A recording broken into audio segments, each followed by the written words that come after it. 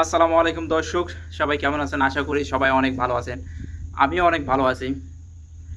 আজকে আরেকটা নতুন ভিডিও নিয়ে আসলাম। আজকে কিছু প্রবাসীদের জন্য কিছু কথা বলবো। আমাদের বাংলাদেশি প্রবাসীরা ইদানিং বিদেশে এসে খুবই ক্রাইমের সাথে জড়ায় যাচ্ছে। আপনারা দেখবেন যেখানে বেশি ক্রাইম হয়েছে দেখবেন সেখানে বাঙালি জড়িত। গুম, খুন এবং অন্য সব কিন্তু এই মধ্যপ্রাচ্যের দেশগুলোতে তারা এই সকল জিনিস করছে। অনেকেই কিন্তু সৌদি আরবে এবং অন্য সব দেশের অনেক যারা স্থায়ী সিটিজেন তারা কিন্তু বাংলাদেশের কে নিয়ে বিভিন্ন ভিডিও তৈরি করতেছে এবং বাংলাদেশিদের খারাপ বলে উল্লেখিত করতেছে। তো এটা যদি অতিরিক্ত হয়ে যায়, একসময় দেখবেন এই সৌদি আরব বা মধ্যপ্রাচ্যের দেশগুলোতে বাংলাদেশের লোক নেওয়া বন্ধ হয়ে যাবে, যে ক্রাইম শুরু করছে। আপনারা দেখেন যেখানে চুরি আছে, যেখানে গুম আছে, যেখানে ডাকাতি আছে বা বিভিন্ন ধরনের যে সকল ক্রাইমগুলো আছে কিন্তু এরা বাংলাদেশি করতেছে। বাংলাদেশি এবং বাংলাদেশ অন্য দেশের সাথে মিলে কিন্তু এরা এই ক্রাইমের সাথে যুক্ত হয়ে যাচ্ছে। তাই আমি তাদেরকে বলতে চাই যে ভাই, আমরা এই দেশে আসছি কাজ করতে, আমরা এই প্রবাসীর মাটিতে আছি কাজ করতে, দু এক টাকা ইনকাম করতে এবং দেশে এবং পরিবারকে ভালো রাখার জন্য। আপনারা এই যারা দুই মুঠো ভাতের জন্য এই প্রবাসে এসে কষ্টের দিন যাপন করতেছে শুধু একটু সুখের আশায়, তাদের সুখের ইস্যুতে আপনারা কিন্তু একটা সমস্যা সৃষ্টি করে দিচ্ছেন। আপনার একজন দুইজনের জন্যে এই প্রবাসীর মাটিতে সব বাংলাদেশের কিন্তু দুর্নাম হচ্ছে। এরপরেও আছে বাংলাদেশের কিছু মানুষ এই বিদেশের মাটিতে আসে কাজ করার জন্য না, তারা আসে কিসের জন্য জানেন? ভিক্ষা করার জন্য। এরা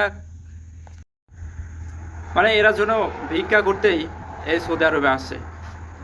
বাংলাদেশ থেকে অনেক মানুষ আসতেছে যারা কাজ জানে না, কাজ না জানার কারণে এদেশে এসে কাজ পায় না, তখন এরা এই একটা খারাপ পেশা বেছে নেয়। এরা ভিক্ষার পেশা বেছে নেয়, এরা যেগুলো খারাপ কাজের পেশা বেছে নেয়। আর এই দেশের মানুষের কাছে এমন ভাব করে যে এরা সবচেয়ে গরিব বা এরা খাইতে পারে না, এরা দুই বেলা খাইতে পারে না, এইরকম ভাবলে চলে। এটা ঠিক আছে যে গরিব, এদেশ থেকে গরিব, ঠিক আছে, কিন্তু ক্রাইমের সাথে এবং কাজ না জেনে আসে এদেশে আসে ভিক্ষা করার উদ্দেশ্যে আসে, এটা খুবই খারাপ। বাংলাদেশের মূল্যবোধ কবে যে উন্নতি হবে এটা আমার বুঝে আসে না। অনেকে আছে যে কাজ জানে না তবু বিদেশ আসে। তারা বিদেশে এসে করবেটা কি? তারা এই বিদেশে আসার পরে কাজ পাবে না, তারপর বিভিন্ন জনে দেখবে যে এরা খারাপ কাজ করে, এরা বিভিন্ন ক্রাইম করে পয়সা ইনকাম করতেছে অনেক বেশি, তারা তাদের সাথে যুক্ত হয়ে যাবে।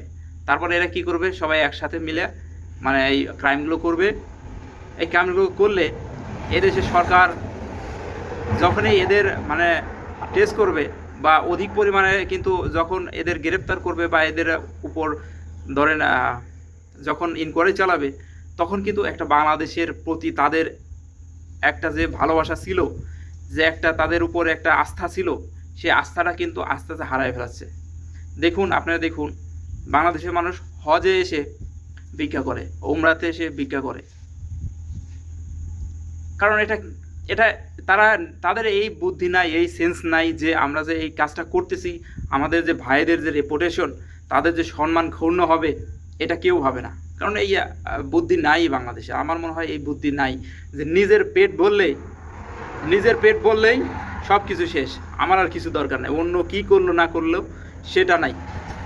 সে এটা ভাবে না যে আমি একজনের ক্ষতি করতেছি, তো তারে ক্ষতি করলে তো আমার এক সময় ক্ষতি হবে, এই চিন্তাটা বাংলাদেশের মানুষের নাই। আর বাংলাদেশের অনেক মানুষ আছে যারা কাজ জানে না, কোনো কিছু জানে না, দেশে কিছু করতে পারতেছে না, লেখাপড়া করে না, চিন্তায় বা করে বেড়ায়, বারোটার মতো ঘুরে বেড়ায়, তার বাপ মা তাদেরকে ধরে বেড়ে বিদেশ পাঠিয়ে দিচ্ছে, না জানে কাজ না জানে কিছু।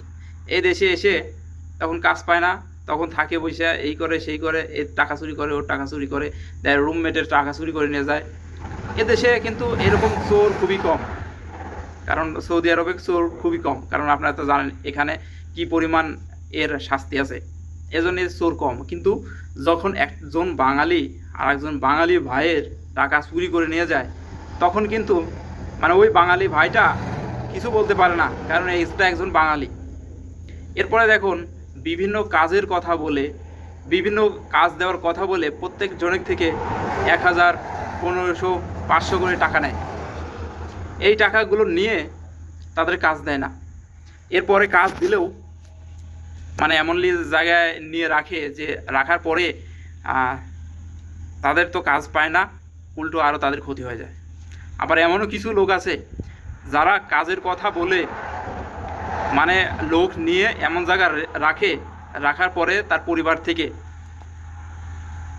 থেকে মুক্তিপণ চায়। এইগুলোর সাথেও কিন্তু বাংলাদেশের মানুষ খুবই জড়িত হয়ে গেছে।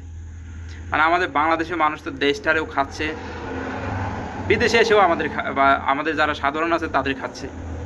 এদের মানে মূল্যবোধ কবে যে তৈরি হবে, এরা কবে যে সভ্য জাতি আমরা তৈরি হব, আমরা কবে সভ্য জাতি তৈরি হব, এটা কেউ জানে না।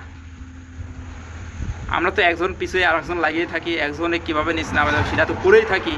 এরপরে একজনের তার একজন চুরি করি, একজনের তার একজন মারি খাই, এটা। তাই আমি বলবো ভাইরা, যারা আপনার প্রবাসীর মাটিতে আছেন, প্লিজ দয়া করে অন্য ভাইয়ের ক্ষতি করবেন না এবং নিজের সম্মানটা বিলিয়ে দেবেন না, দেশের সম্মানটা বিলিয়ে দেবেন না। বুঝতে পারছেন? শুধু নিজেরটা বুঝলে চলবে না, দেশের বিষয়টা বোঝা লাগবে। আপনাকে দিয়ে আপনার দেশকে বিবেচনা করা হয় এই প্রবাসীর মাটিতে, আপনি যে কোনো দেশে থাকেন, আপনাকে দিয়ে আপনার দেশকে বিবেচনা করা হয়। আপনার দেশ কেমন আপনাকে দেখলে বোঝা যায়।